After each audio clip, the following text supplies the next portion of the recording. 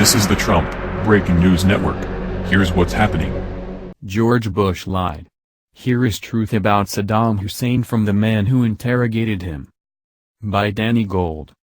Well, this is what they call being sent up SHT Creek without a paddle, courtesy of George W. Bush and his establishment elite cronies.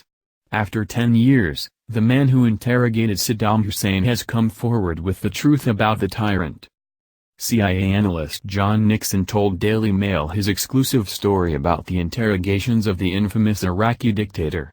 He described the legendary man as rough, loud, charismatic, confident, and, most of all, not in any way connected to 9/11.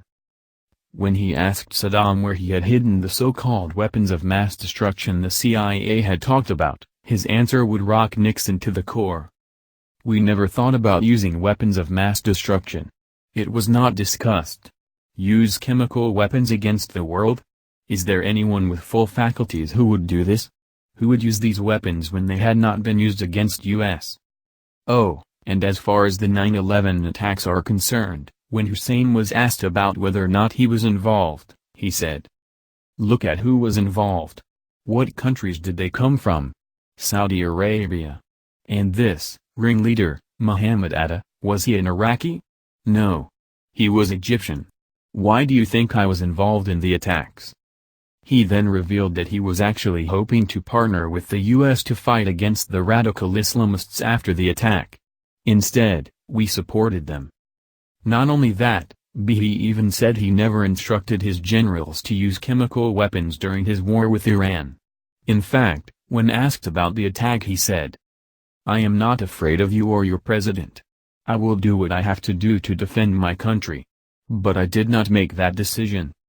Now, those are the most serious, but what comes next tells volumes about the trustworthiness of American intelligence agencies. For instance, the agencies reported that Saddam was sadistic because he was beat by his stepfather. Well, the truth was, Ibrahim Hussein, his stepfather, God bless him. If he had a secret, he would entrust me with it. I was more dear to him than his son, Adam. He even warned America that we were doomed to fail in the Middle East, not because we were weak, but because we never understood Arab politics. This, according to the man who interrogated Saddam Hussein, is the truth.